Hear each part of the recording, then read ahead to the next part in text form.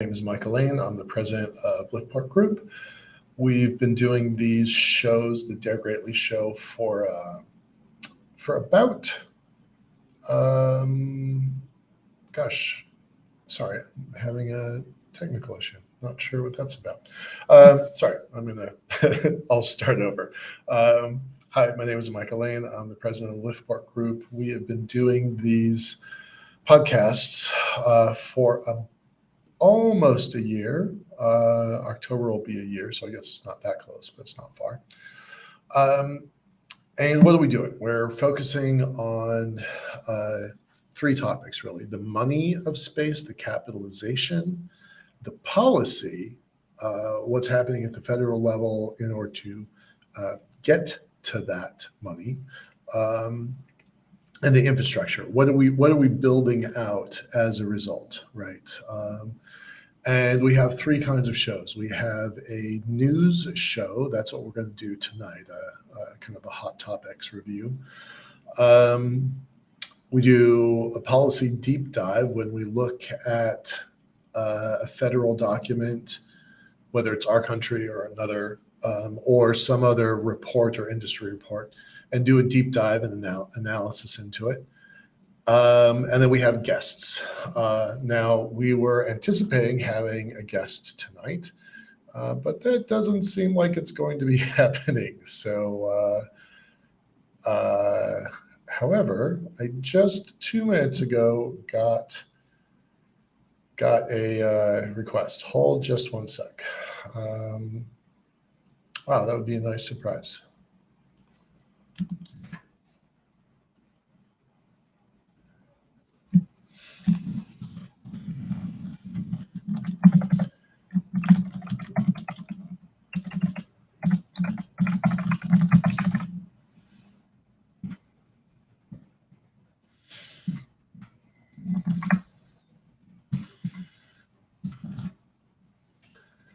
Okay, well, that is the hazard of doing live programming. We've been here before. Sorry for that delay. Well, I'm just going to kind of keep the corner of my eye open on my email to see if there's anything happening there. But just 2 minutes ago, our guest pinged me. So here's what we're doing. We focus on the policy, infrastructure, and the capital of space. We've been doing this for a while now, and what have we got to show for it? Well, we did this yesterday. This is the Space Frontier Foundation's show. The Space Frontier Foundation is celebrating its 35th anniversary, and because of that, they've brought in a bunch of the pioneers of commercial space development to kind of rehash, like, how did we get here? Like, right now, the commercial development of space seems like it's a real thing, like it's actually happening, and we can all be really happy about that. But how did it happen? So the Space Frontier Foundation is going through its archives, interviewing some of its original members to try to piece this story together. And we just had Lori Garver on the show last week, 2 weeks ago. Yeah, last week. And Bob Werb, one of the founders of the Space Frontier Foundation, was on last night. We've got Jeff Kruken. We've got Jeff Manber. We're going to talk more about Manber in a moment. Just some really remarkable people. We're going to close it out with Rick Tomlinson. But we're doing a dozen of these interviews, so just kind of stick with us over the next couple months. That show is on Tuesdays, same time, 5:00. And then the Mars Society is hosting a show once a month called Red Planet Live. And Emily Calandrelli was on that show last week. So hopefully, we're really starting to grow our client list as we start growing our other content here. We have a lot of stuff in our Dare Greatly podcast show. That is here. Here's a link to it. This is the Dr. Zarnik show. Dr. Zarnik is a professor at Johns Hopkins, and he teaches kind of military professional education for senior officers, but he also teaches it for civilians. It's a pretty fascinating conversation.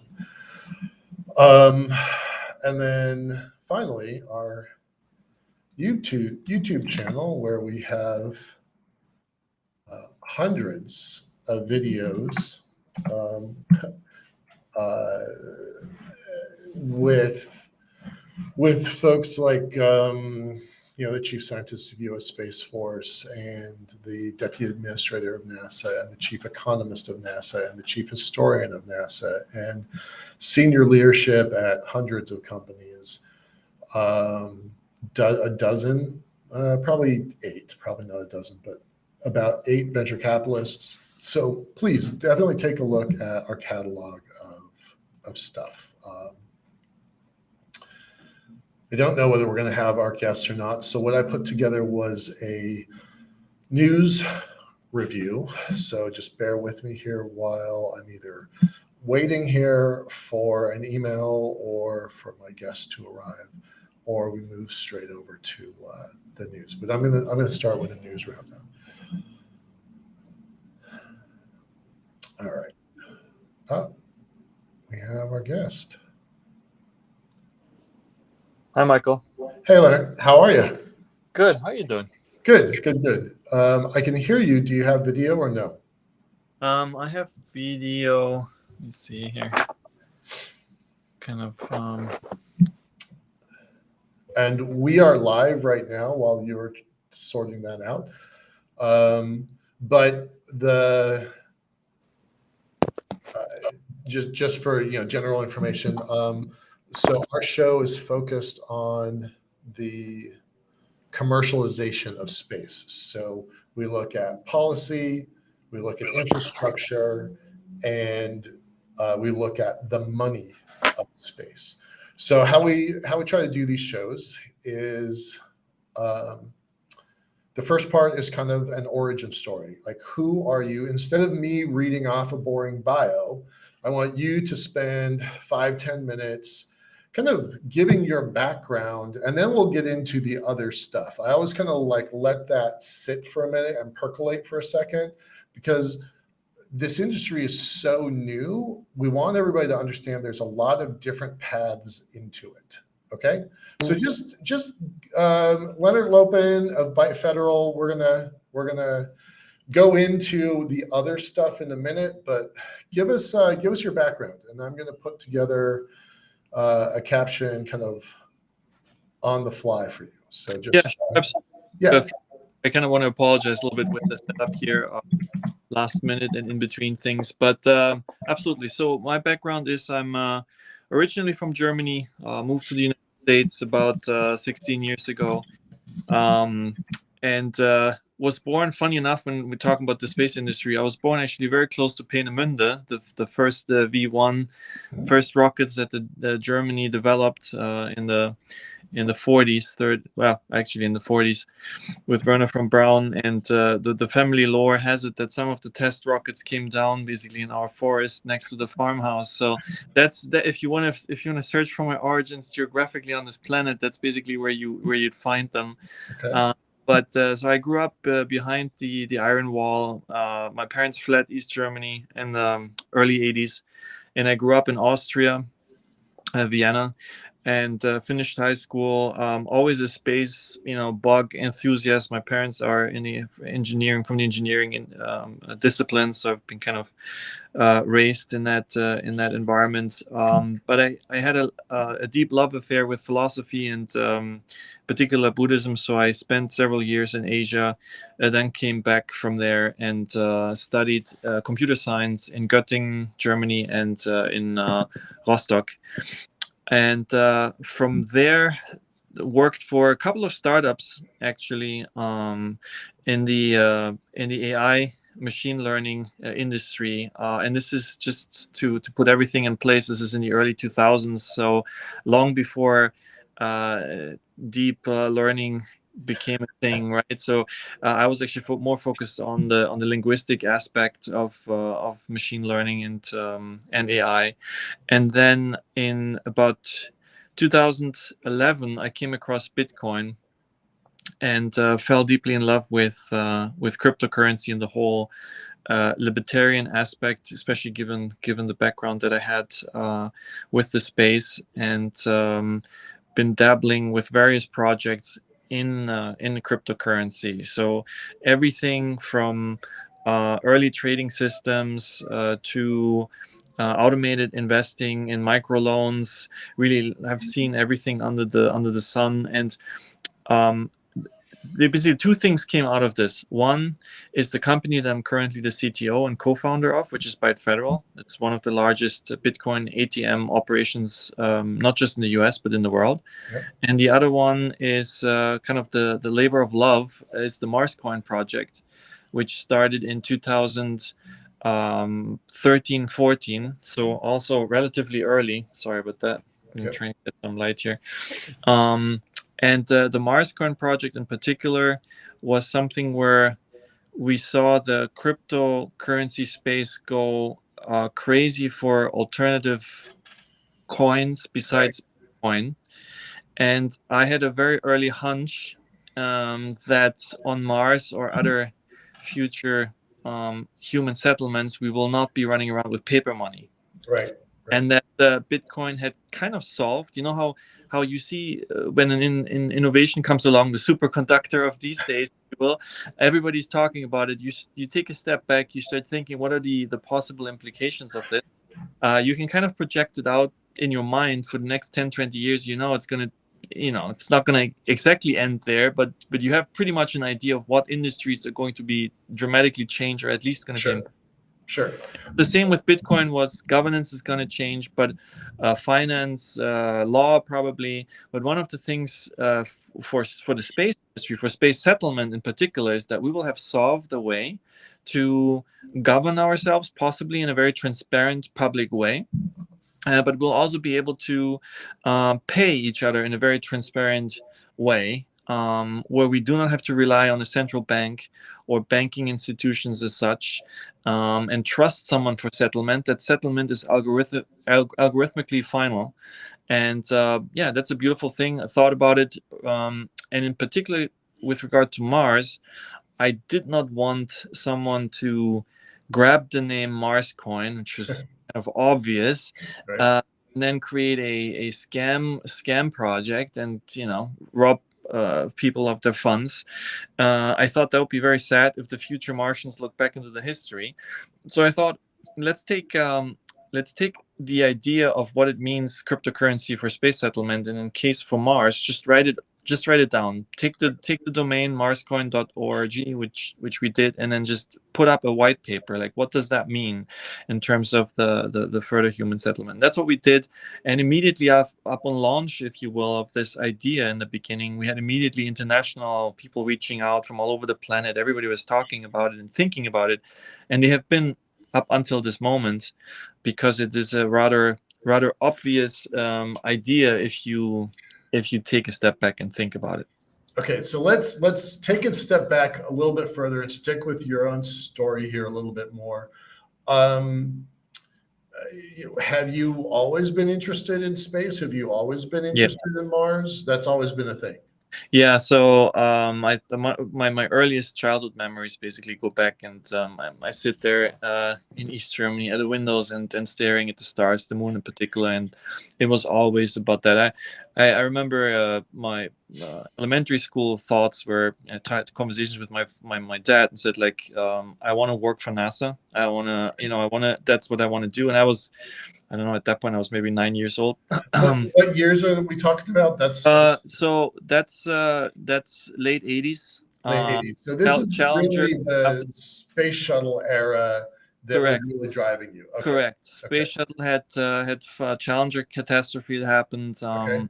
But I was already reading my space books. That was actually really dramatic for me in particular, because I saw that this was a very bad omen for the industry and for what I wanted to do. Yeah. But yeah, so my dad just said, if you're the best in school, I don't see a reason why you can't do this. And so from that moment on, I was working my butt off, because that was really a huge dream. And the University of Vienna had courses on orbital mechanics, and I was Wow. think I was that was early middle school, and my dad would drive me there because during one of those public presentations, I had just put their little assistant lecturer to shame with all my answers about the Jovian system, and like, you have to do something with this boy, you have to tap into that potential. And so I did a lot very, very early on. Wow. I mean, that's a pretty rare kid that can go into a formal academic environment like Yeah. that, and hold their own, let alone Yeah, challenge the instructor. my high school teachers were very disappointed when rather than seeing me go to study theoretical physics in Vienna, which they have a pretty strong quantum department, I ended up going to Sri Lanka and visit the jungles. But so that was just something I had to do and explore. What were you doing in Sri Lanka? That was the philosophy that Okay.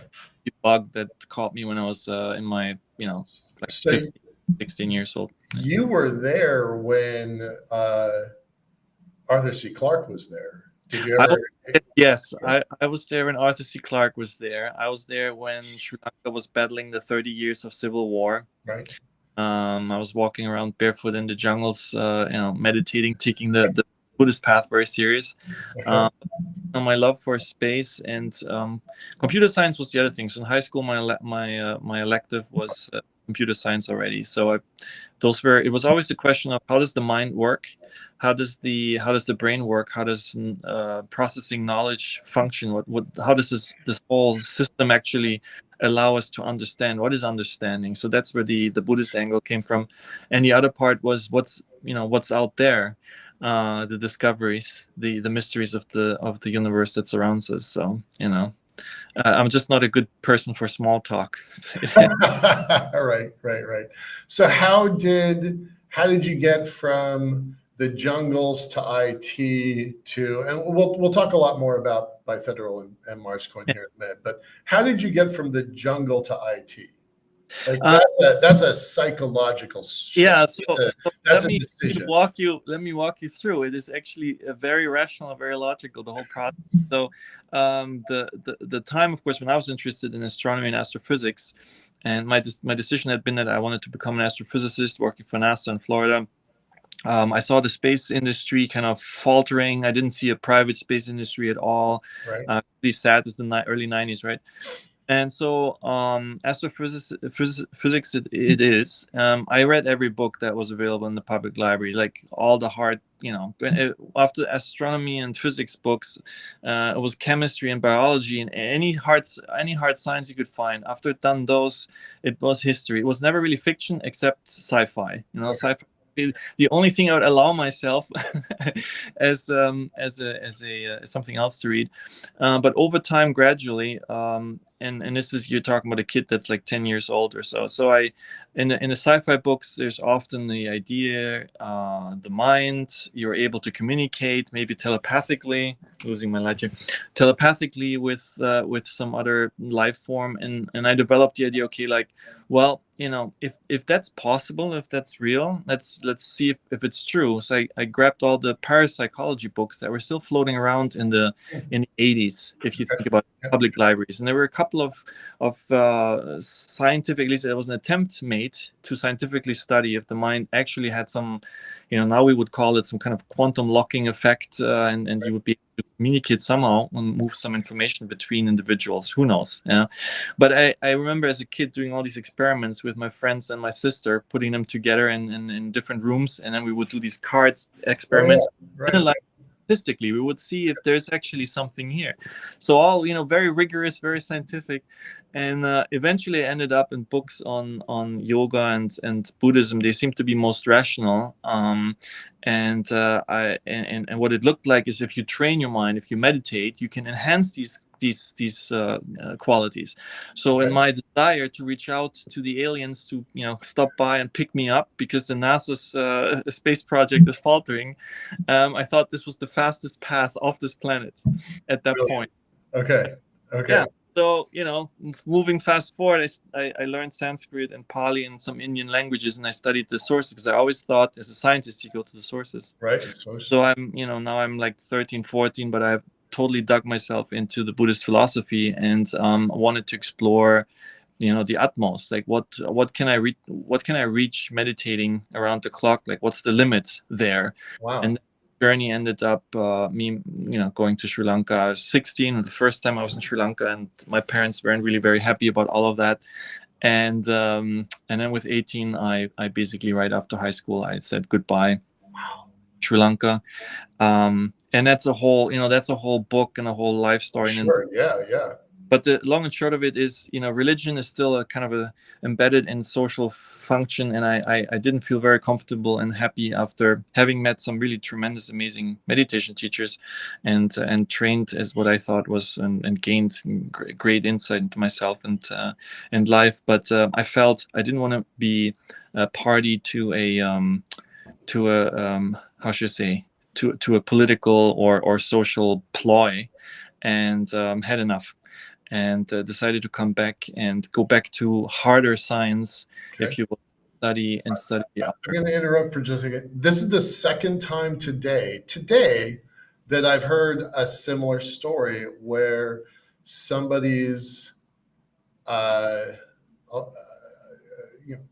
cultural and theological belief system pointed them a direction, and that was such a powerful guide for their life. And then they both moved, you and the other person, I'll talk about him in a second, but both of you used that as a foundation to bring you into space. That's the second time I've heard the story today. Different circumstances, different cultures, different everything. Mm-hmm. Second time I've heard that today. That's astounding to me. There might be something, not sure if you've ever looked into the Myers-Briggs personality type analysis. Yeah. I think I qualify as an INTJ, and there's something I read once, a funny thing. They said that either they're very religious or they're very non-religious. They can't be anywhere in between. And for me, it was science. It was a scientific discovery. I had to see if this particular gentleman, the Indian tradition of rational mysticism, if you will, had anything real to offer, and I needed to know, because it was potentially a communication device. Right. And that's what I did. So as soon as that kind of ran its, I didn't do it for, how should I say, for status or for anything else. I just really did it for the pure knowledge aspect. And as soon as that was over, I went back to Germany, and I thought, okay, so the next best thing to analyze here is actually how does this consciousness and the perception apparatus that Buddhism is so heavily investigating. If we try to understand this from a computational perspective, maybe there's more to be gained, and that's what led me. That's what brought you to IT. Basically IT through AI in the thousands. Yeah, correct. Wow, that is a wild story. We had Lieutenant General, 3-star General Quast on our show 2 months ago, and he talks about being in the jungles of Cameroon and climbing the mountains of Cameroon as a precursor to him joining the Air Force Academy. And in a way, like, you've got your own path to space through a jungle. He has a path to space through a jungle. And earlier today, Jeff Mamber, he is the president or CEO of NanoRacks. They're the ones that are commercializing a space station. They just had a big news announcement today about their space station. Starlab is in the partnership with Airbus in Europe. And Oh, wow. same story. He did some missionary work when he was a younger man. So I don't know how I think people in space have a mission driven philosophy. Yeah, I don't think they could do what they do yeah, I if think they you're right. didn't have that internal compass. Especially in this environment where you don't necessarily have things, you have to build them, so you have to dream them, you have to convince other people, and you have Right. to be enthusiastic about it. It's almost Yeah. like you. I sometimes I have these conversations come up, and I say, like, I feel like a stranded time traveler at times. Like, either someone from the 1800s, in certain aspects, that's why I feel closer at home, and then on the other side, close to the 25th century, whatever that's is. But this time here seems like somewhere in between, just helping out the timeline. That's making sure it's not derailing. Right. And honestly, actually, looking at our current society and political environment and everything that's going on the planet, you sometimes feel like, walking on the edge, and you want to make sure that, at least from where I'm coming from, a civilization does not suffer through another dark age. That's Right. one of my. I'm also a big lover of the Roman Empire and history, and I thought, if it's almost like this. Growing up in Western Europe or in the Western world, and being very closely familiar with the story of Rome, is almost like you want to make sure that if there's nothing else you can do, the last thing that should be on your mind is to move the needle one tiny little bit towards preventing a dark age and Right. keeping civilization running. If you have, you've lost all other ideals in your world, in your life, or whatever else, at least that, if you understand very well, then that should be a clear mission Right. Yeah. for you. So okay, let's bring us up to where we are now. So about 10 years ago, 2011, you found out about Bitcoin. 2013, you created Mars Coin. mhm. Mars Coin predates Byte Federal, right? Yes, Yeah, by yeah. quite a bit. Yeah. Okay. So let's stay in that chronological order here for a second. So what the heck is Mars Coin? Because I'm betting most people on our show don't know Yeah. the first thing about it. This is Yeah. their first interaction. So Mars Coin, nothing really too esoteric. So the idea was that, well, Bitcoin seems to be working. This is 2013, so it's already a couple of years of Bitcoin operating flawlessly, in the sense that it allows transactions, thousands of transactions every 10 minutes, and they're all being settled immediately. Nobody has to be asked. Nobody has to double check or so. So that's pretty cool. In 2013, beginning 2013, I believe maybe even end of 2012, 2012 Litecoin comes out as the first kind of mini competitor, not really a competitor, but to showcase you can also run an additional chain, an additional coin, and experiment with it. Mhm. In 2013, all of a sudden, I'd say 1,000 more or less theme-related coins were launched, and that's the point where I thought, like, and we had thoughts about this for a year, watching all of this unfold.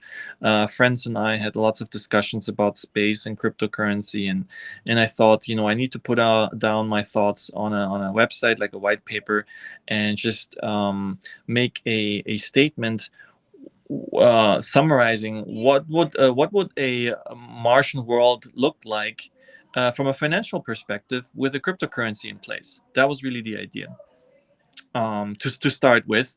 Mhm. And we used and of course, one thing is just talking about it. The other thing is then, like, why don't we just take a copy of Litecoin, and actually run a network, Hold on a second. Yeah. What's a fork of Right. Bitcoin? Right. Okay. Start there. Yeah, so Bitcoin, for those who are not so familiar with, is in essence code, a computer program that anyone on the planet can run. And when you run that code, you're connecting with other people around the planet, and you join a network of computers. Within that network of computers, transactions can be sent from one node to another node, and they are sent in a decentralized manner. So there's not one central authority like a PayPal or Venmo or Cash App that makes sure when you send your $10 to your friend, he's not secretly making a copy of it and now has $20 or so, right? And the way Bitcoin does that, that's actually its breakthrough, is a very unique system of combining game theory with cryptography. If anything, I don't want to go into the details. There's a lot of information out there. That's the basic gist of it. So So you took the basic functionality of Bitcoin that was kind of battle tested in correct. 2011, 12, 13, Correct. and you made a similar, I won't say clone because the DNA changes a little bit, but it's 99.7% you you can say clone, but we made adjustments to it. So we changed the amount of coins coins that are generated by the network. We changed the speed a little bit. We made it, actually we adjusted it to the cycle of Mars. So the whole day on Mars is a little bit longer than 24 hours, as most of you know, and we were trying to time the halving of how many coins are being generated based also on the orbit of Mars. So these are a little bit gimmicky things, just some small things. It was more, the initial idea was set ourselves apart from the existing networks and then let Mars coin be an explorative bed for innovation. Let's have a coin, a network where we can experiment with it, where we can make changes to it. Obviously, with Bitcoin, we can't really make changes to the network itself. That's, it's a planetary financial network, and it's beautiful in it by itself. But we're also not here trying to create a 50 new coins to scam a million people into giving us money. No, we will have a network of our own for experimental purposes, for testing out technology in particular, and it took a long time, but we got there. Governance aspects, which will be very interesting for Mars, a transparent way to run elections, for instance, so that we all know exactly what we agreed upon, and it's verifiable, it's auditable. So that was the idea and the thought behind creating our own network and running it and getting it off the ground, which we did. And we launched on January 1st, 2014. So we got a nice day. We were working really hard over Christmas 2013 to be able to launch the network on the 1st of 2014. Brilliant. I'm just going to share, somebody in the chat is like, it's our galactic destiny to go to space. I don't know who this user is, but you gotta love a comment like that. So yeah, absolutely. I agree. It should be the humans who make it first to the center of the galaxy and own this place. So we there's the Fermi paradox and all of that comes with it. It's just obviously every space geek's big topic to think about. This is actually how I probe when I meet someone interesting. One of the first questions I ask is, what's your thoughts about the Fermi paradox? It's really interesting to see how people tackle that thought. Right. But no, I agree, and we've been sitting on Earth for quite some time, and you never know when it's the last year. Hopefully it's going to be a while. All right, so now we've got this Mars coin concept. You're beginning to get some traction around the world. Full disclosure, we hosted the Mars Coin event, Mars Coin Expo, last year and the year before. So this will be the third time that we've hosted this thing. I don't want anybody to think this is a pump and dump scheme or anything like that. I have $400 in this cryptocurrency. That's it, and nothing in anything else. So I don't have anything to kind of like, nobody's buying a Lambo off of this currency. No, and then that's maybe also what I want to say. What's the point? What is the point of Mars Coin? Why is this thing an interesting experiment, and what utility does it have? Yeah, so if you Google on YouTube, you see some of my older talks that I gave at the Mars Society convention in 2017, 2014. So there's several talks that I gave. So for those of the listeners who are interested in a little bit more substance, I most definitely would like them to take a look at that. But the initial thought process, of course, was this. And if you look into the history how the colonization of America occurred and happened, then it's intricately linked to the stock market. Because once you have a very risky endeavor and you need large sums of money, the stock market is actually a very beautiful way to raise capital. You distribute the risk on a lot of shoulders. You don't have just one person. You have a multitude of people come together. And for America, that meant a lot of people in Britain came together, bought shares in ships, and not every ship would make it. And then they would get a certain share in the colony, and whatever the colony created in terms of economic return would be partially owned by the folks who set up the whole endeavor. So if you look at that, forgetting for a second all the craziness that Wall Street and securities laws have brought upon our capitalist world, that was really what fired up in the 1800s the industrialization of the United States. From the colonization events in the 1600s, then even faster in the 1700s and the 1800s, it was insane. The gold standard, the inability by the government to create fake currency out of thin air, but the necessity of individuals to trade with each other and to create value with each other was, I think, what changed society from an agricultural society over, tens of thousands of years and allowed civilization to be built. If we go back and look at other empires, I believe, their success and their failures are very closely linked to the way they handle their money. Money is a community building tool that can be extremely powerful and beneficial, or it can be abused, and then you have negative effects. Don't really have to go into that. Everybody can see it.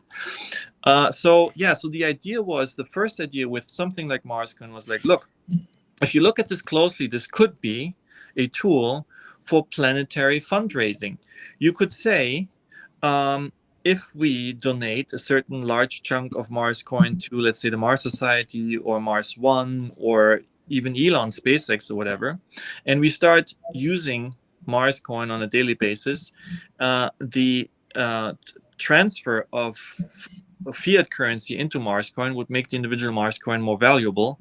Hence, the funding of these organizations would be part of that, if you will, and without too much of a crazy fundraising run, you would be able to afford some of these organizations the funds necessary to get us closer to Mars, and in a virtuous loop, allowing, for instance, a Mars One or a SpaceX to get us closer would then in turn also improve increase the value of the currency itself, because people would think, oh, we're getting closer to it, so I should probably buy in. And so you kind of have this loop that sustains itself, and at some point makes it maybe even possible to launch a rocket, buy some supplies, fund a micro nuclear reactor research program or something of the sort. So the fundraiser aspect was definitely there in the beginning. But as the whole crypto space exploded and developed, it was very clear that Wall Street and SEC would not want any of this. And so we I think, relatively early on, probably way before anybody else, we realized that aspect, that beneficial aspect, we can't really focus on too much. It's great. We gave a big donation to the Mars Society and to Mars One, but the focus. What does a big donation mean? It was $1 million Mars coin, which at that point was the majority of all outstanding coins that we gave away for free. It's not like we can print this. You actually have to mine these coins. So this was a lot of work, a lot of electricity donated by individuals around the planet who mined on behalf of some greater good, if you will, and then gave away these coins and handed them over. In 2014, there was an event at the Mars Society convention, and we handed over big checks to Mars One, which was still alive and kicking at the time, and to Mars Society. So that's the planetary fundraising aspect. And what was the reaction at the Mars Society, and then what happened with Mars One? Yeah, so there's a lot of history there. It's really, really fascinating and interesting. So I'm giving my talks. I'm explaining how historically fundraising happened for North America, the Jamestown and a few colonies, and how the various charters raised funds and created shares to fund their little ships, which is all really interesting. And I said, we have an opportunity here for the global population to do, in theory, something very similar, but buying into a cryptocurrency, using a cryptocurrency with a dedication to a certain purpose, and then allowing some of the stakeholders to benefit intentionally to get us closer to the goal. But Mars One at that time was already fighting a super negative media storm. Right. I remember the MIT paper had come out just, I think, prior to that. It was my professor, Dr. Hoffman, who led that paper that basically killed Mars One. I have to say, so this me as a former Mars One. So I was part of the Mars One final 100 finalists. Wow, right on. That was part of why all of this was very close to heart. Yeah. So I was looking at that. The paper itself was actually really great. It was wonderful. It actually said, under these following conditions, this is not going to work.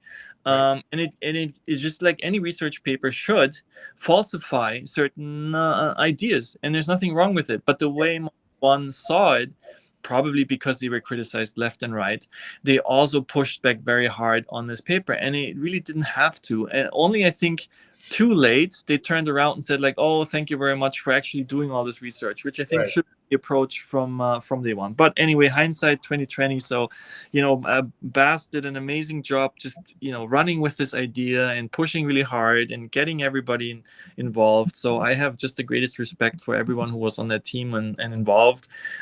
These are wonderful folks, through and through. It was a very, very long shot, and we all knew it. Yeah. But yeah, so Mars One got one of those checks from us, 500,000 Mars coin, and the Mars Society, Dr. Zubrin, who invited me actually to the conference, and he was super open, he was super interested, and I think he has a big heart for libertarian ideals. Yeah. And so that reception was extremely welcoming. But Bas at that time did mention he didn't want to give up on the stock market, on the established stock market.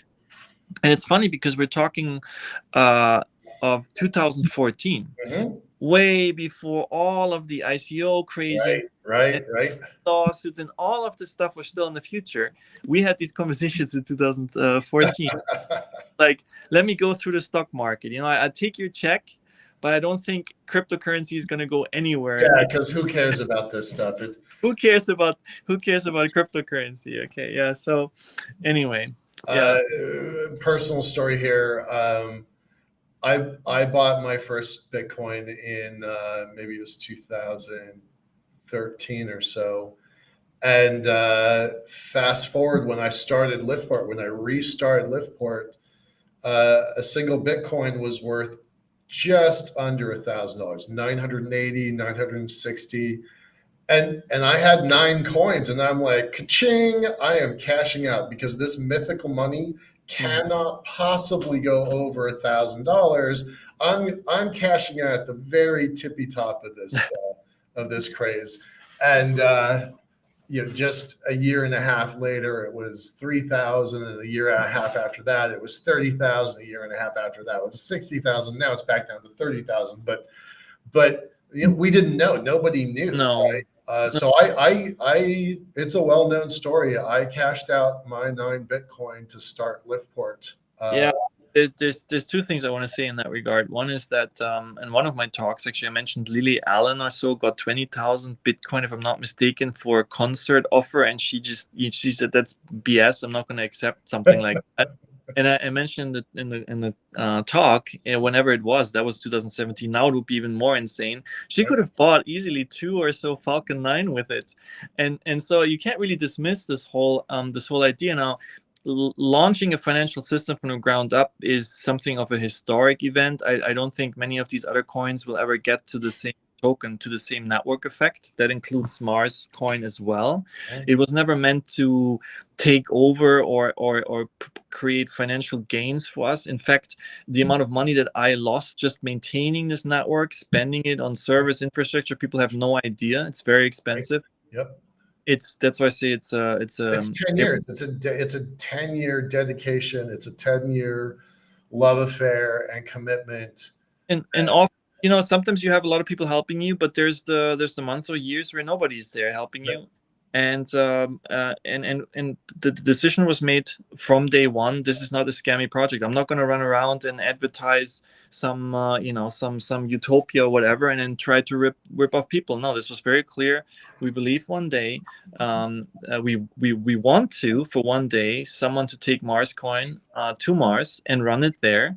And so whoever leaves their fingerprint, if you will, in the network now, it's going to be, I'm pretty sure the future Martians, when they look back now, will have at least not a scammy, crazy, ridiculous project. They'll have something that they can be proud of to look back at.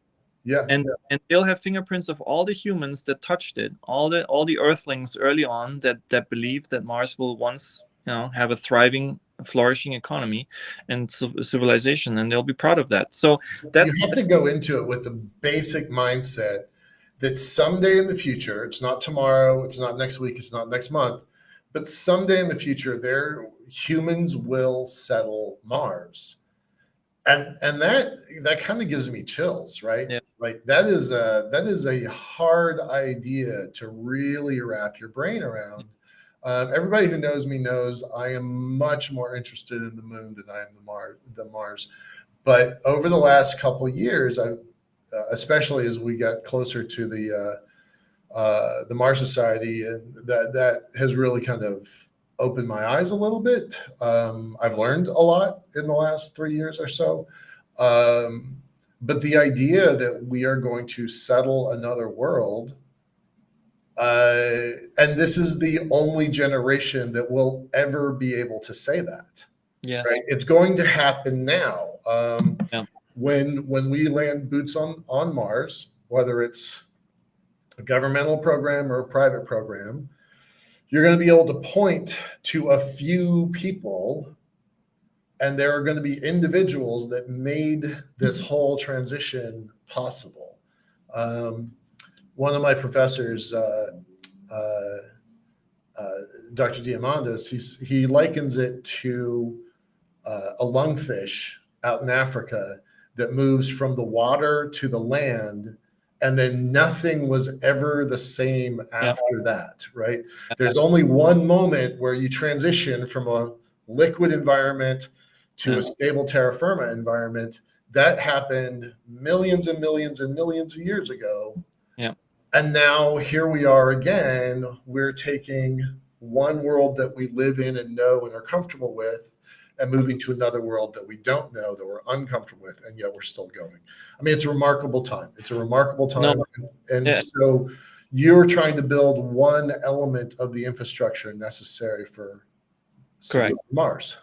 Yeah, absolutely. There's, while you're talking, there's so many thoughts popping up in my head. I forget half of them. I was going to say, like, the moon, obviously, in my mind, we're already so far behind. You grew up as a child in the 80s, 90s, and you see the cities on the moon. They should be there already. I look at the moon every morning, and I'm like, or evening, it's taunting, and it's like, what are you guys doing? What Elon's saying very often resonates, obviously, with a lot of people, that this sci-fi world that we're dreaming about, it's to inspire us. We can do it. We really can. And the same way that settling North America was an insane challenge. Yes, there was water. Yes, there was air, but people died like flies. It was a very challenging environment. And in a modern day, an era where we're talking about room temperature superconductors, Mars is challenging. People will die. It will be very difficult. But I do believe humanity needs these challenges to grow. We cannot stagnate. We can't sit around. And the whole thought and process that, resources are limited, the Earth is limited, we're doomed, the future is disastrous. It's terrible. We really need to shed that mental corset. That framework is going to. We need to flip the script on positive. We need to see these cities on Mars that one day will exist. And yes, it's of course in a certain point in time, you are the dreamer, the fish is still in the water, but there's a potential for it. Once that happens, it's a paradigm shift. Right. Once we're able to live in a biosphere through engineering, we can live anywhere. And that is mind-blowing by itself. Yeah. So So, okay, so let's stay focused. We only have about 10 minutes left. We can go a little bit longer since we started a little bit late, but Um, so the mechanics of Mars coin are very, very similar, uses a very, very similar algorithm to Bitcoin and Litecoin. It's familiar. It's been around for 10 years. Who cares? Why do we even need a coin? Why don't we use established systems like Litecoin and Bitcoin and Ethereum that are giant, have huge commercial interests? Governments are bought in. Why? What's the point? I mean, Yeah. So one aspect is for those familiar with the physics of our little solar system. Whoever is going to end up on Mars, they unfortunately cannot tap into the Bitcoin, Litecoin, or whatever network. They have to start.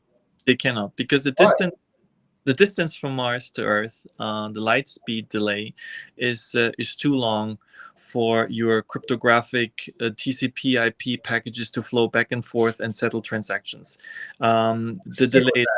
Yeah. It's too far for a transaction that originates on Mars to settle with a transaction blockchain on Earth. Yeah. It's a light distance communications problem. Correct. And there's a beautiful paper that was written. It's called the Hash Wars, which actually makes a point that at some point people might try to stick a flag, if you will, into new territories further away from the existing body of human civilization, in order to create new chains, new cryptocurrencies that are actually too far away, if you will, that they can't communicate with the past. They have to create a new economic zone, if you will, a new economic environment, and thus whoever is going to go there first will have an incentive to be the first, because they can be the ones that start and launch that financial system. It's a very interesting concept. Wow.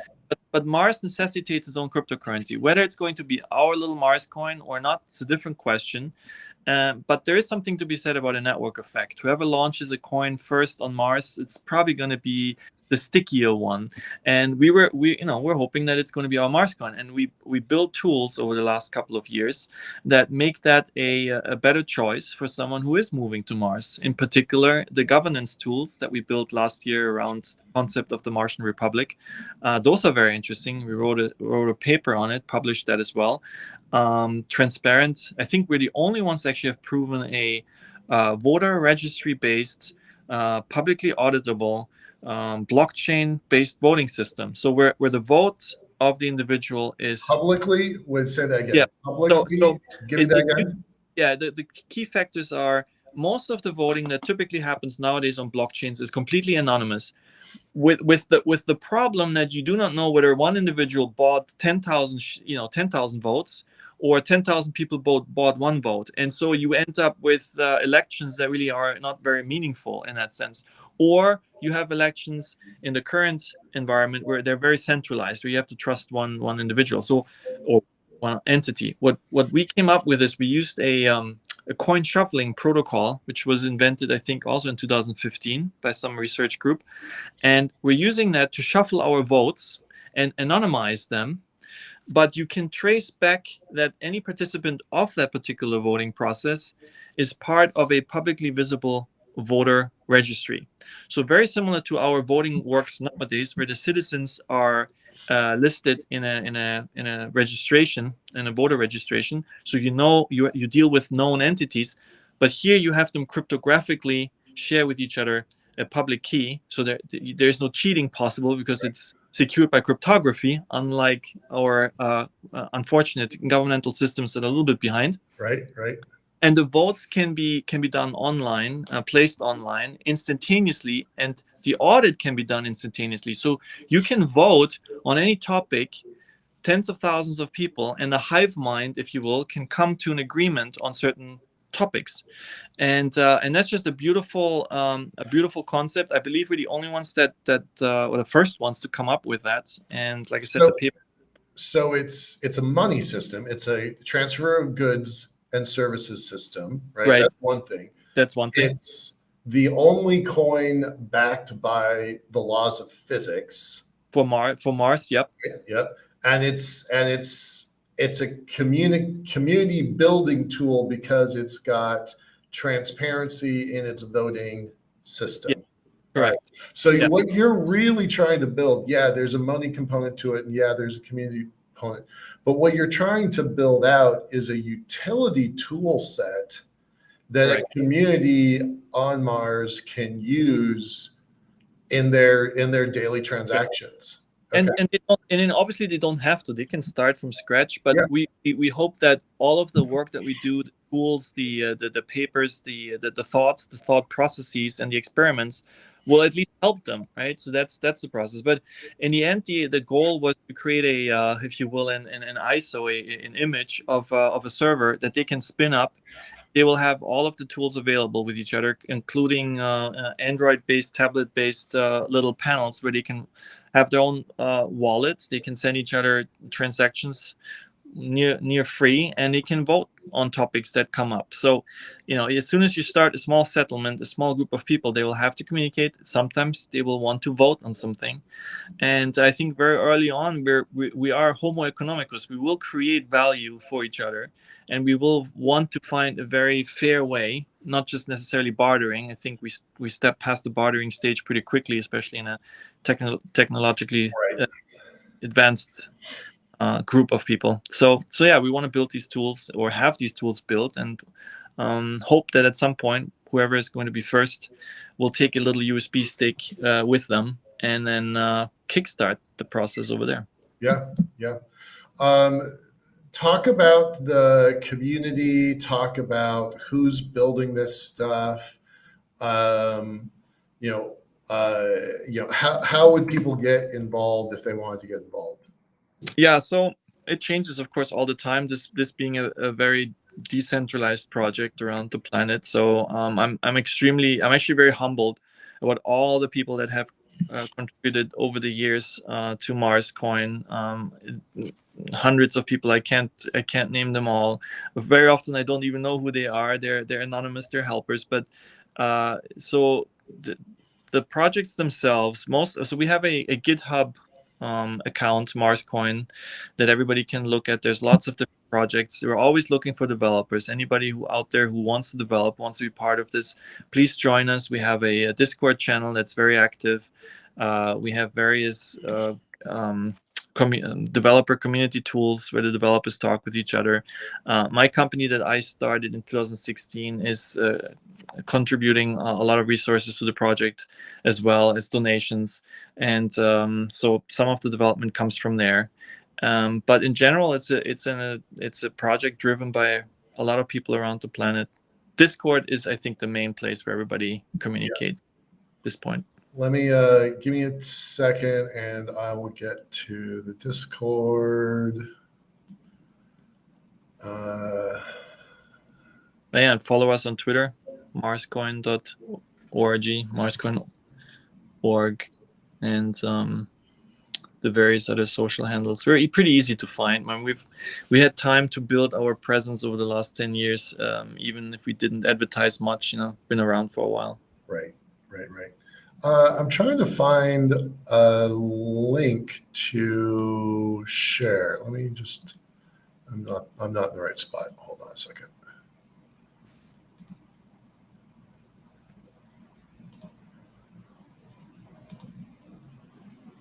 Well, why can I not share?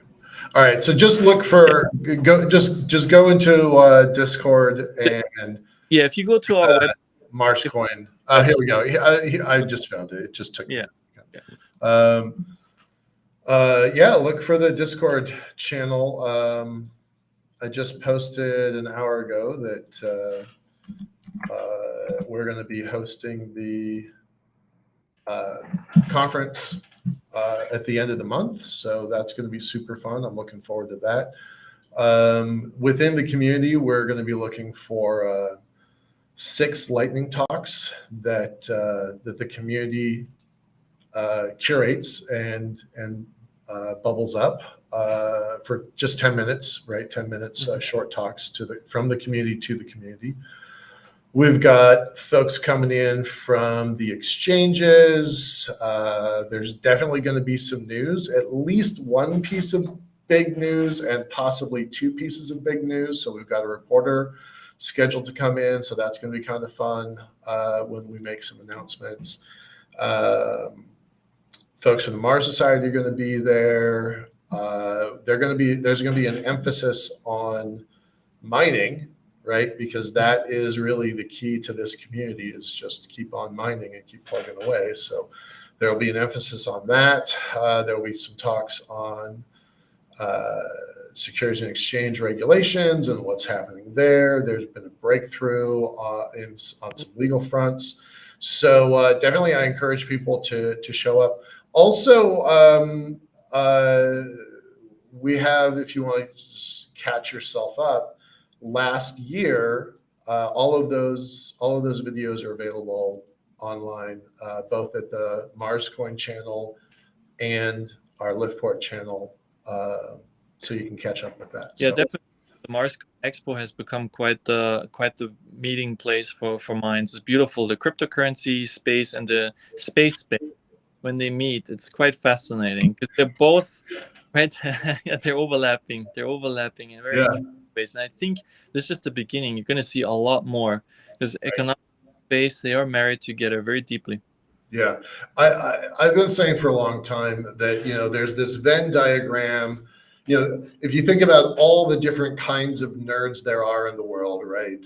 I'm a space nerd, you're a crypto nerd, but then there's the overlap, and the more those communities overlap, I think the better off the world is going to be. I think so too. There's I think the third part of that is the longevity community. They're super involved with advanced technology. They're super involved with crypto. So that, add in this much larger community of AI and software and robotics, like that's in the mix. And so as these communities blur the lines and get more connected and more interconnected, more and more power comes out of that network. So it's pretty they're all be essential for taking humans off the planet and building a spacefaring civilization, each of these pieces. And in fact, maybe the one part I would like to see more is the fusion and fission nerds. We need a lot of in the dark areas of the solar system to power our civilization. So yeah, absolutely. Well, let's spend our last few minutes on Byte Federal. Okay. We've only alluded to it briefly. We've got about 10 more minutes or so. Walk us through the story from Bitcoin, Litecoin, Mars Coin back in 2013 to Byte Federal and now, and how did you become one of the largest crypto ATM companies in the world? Byte Federal will one day also have its own book or story. That was quite something to get off the ground. But the year is 2016, so it's also still relatively early. It's before the ICO bubble in 2017. Bitcoin is hovering around $700 or so. But what happened is that I was running a lot of Bitcoin meetups here in Florida, and I was always open to talk with anybody who wanted to talk about it. And one of the earliest Bitcoin ATM manufacturers, builders, if you will, they wanted to set up shop here in Florida, and I got in conversation with them.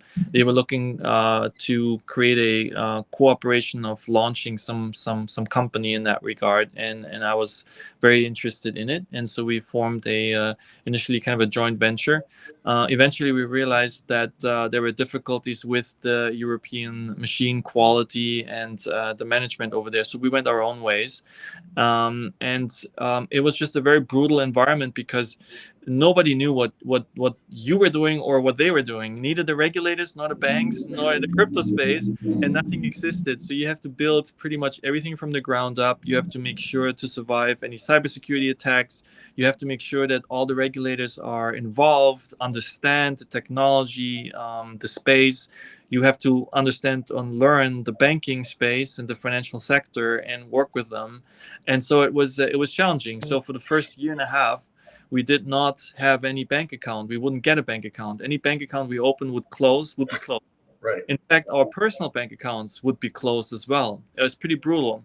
The longest bank accounts I had, they were suddenly all canceled, and it was a typical startup story, but with additional hardships that are, that are quite intense and insane. So we survived the early days and built up a network of now it's over 1,000 locations in the United States. We have since franchised out to other countries.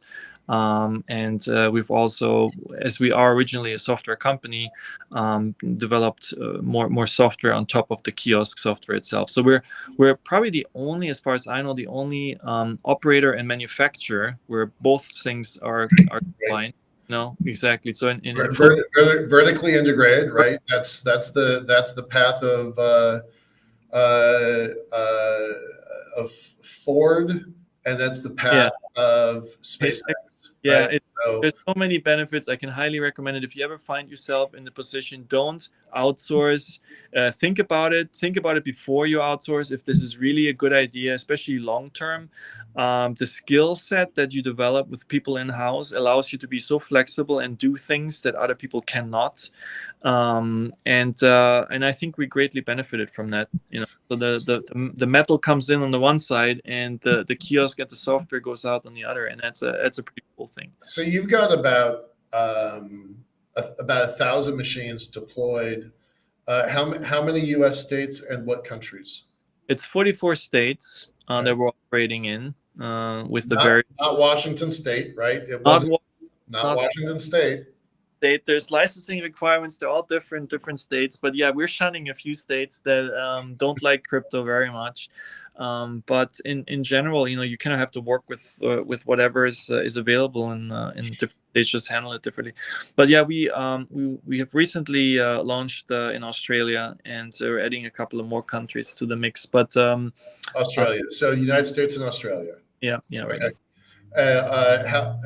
About 1,000 deployed in the U.S. How many in Australia? Because is that a new initiative? That's a new initiative. I'll keep myself here.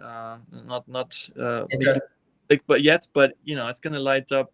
It's gonna light up pretty soon. Well, we're our show is about that intersection of infrastructure, policy, and hardware, right? So focus on space. So our whole audience understands the money of space, the capitalization of space, policy, infrastructure, all of those things have to work together or nothing happens at all. So we're very comfortable with that kind of correct ambiguous environment. Yeah might be in a frontier environment like Mars, but in general, you have to work with all the humans that are currently there and then have built something before you enter the space, and you have to make things happen with them. So a lot of lessons learned, a lot of wisdom and technology developed over the years. I want to make sure that our audience has a clear distinction between Byte Federal is your personal business, and how many people work there. It's a separate thing from MarsCoin, right? Okay. MarsCoin is your hobby. Byte Federal is your day job. I just want everybody to understand. They have nothing to do with each other. So Byte Federal employs about 70 people at this point. 70? Wow, that's a lot. That's a lot more than the last time we talked about this. Yeah. And we did about 100 million in sales last year, so it's a good sized company at this point. We actually won Inc. 5000. We made it to the 90th place, so we're 90th fastest growing company in the United States. Wow! Congratulations. That was always an aspiration of mine when I was first starting out as an entrepreneur. That's blood, sweat, and tears that went into it. No, MarsCoin is set up, so it's a decentralized project. So we don't own the code, we don't have the code. It's out there. It's an open source project like any other. But it set up when we say we, I said myself, I set up a nonprofit early 2014, so that there would be some institution that can receive donations and can work on the codes. Now, obviously, that's very, very difficult too in this environment. So it's been more like just say a rallying point, but nothing that earns money or makes money. It's just an institution that takes care of the source codes, fixes or changes or something. I just wanted to be really hyper clear about Yep. differences, that there's firewalls between the organizations. And That but federal, I'm a co-owner. I'm not the only one that owns the corporation. So I'm a shareholder, if you will. how you said $100 million in transactions last year across 1,000 deployed sites. What does that user base look like? Because that's a big user base to make that work. Yes and no. So it's I think we have about close to 100,000 customers at this point. But it's in a certain way, the Bitcoin ATM networks in the United States are like exchanges. They're just physical exchanges. They exchange a physical bearer instrument, the US dollar, against a digital bearer instrument, which is Bitcoin. You lose your Bitcoin are gone. There's no bank that you can go back to and ask for forgiveness. The same with the dollar. You forget it somewhere, your purse is lost in a bus, it's gone. So in a similar way, it's actually very interesting to connect these two worlds, the cash world and the Bitcoin world, and that's where we find our calling, if you will. And the other thing it's also interesting about the kiosk network is it's a real-time operation, right? You have real-time monitoring and observing on a large scale physical realm that you have to be aware of what's going on with the machines, and we monitor them around the yeah. If you ever come to our office, it looks a little bit like SpaceX, the monitoring, the observation room. Control center, mission control. I was at a building about 2 months ago, my building where the office is, and I come in the morning, and somebody has smashed through a door, hooked an ATM machine to a truck, drove the truck, pulled the ATM just straight off the thing. So how many people have tried stealing a Bitcoin or a Byte wallet kiosk? So early on, I mentioned, if you remember, that we separated pathways with the European manufacturer, and part of it was this: we were looking at the quality of the build, and we were not satisfied with it. We thought that this is not a place, or this is not a machine that you would want to put out there, because you're also putting the host locations at risk if the machine is built very flimsily or so. So our machines are monsters. They're actually bank safe. Great ATMs.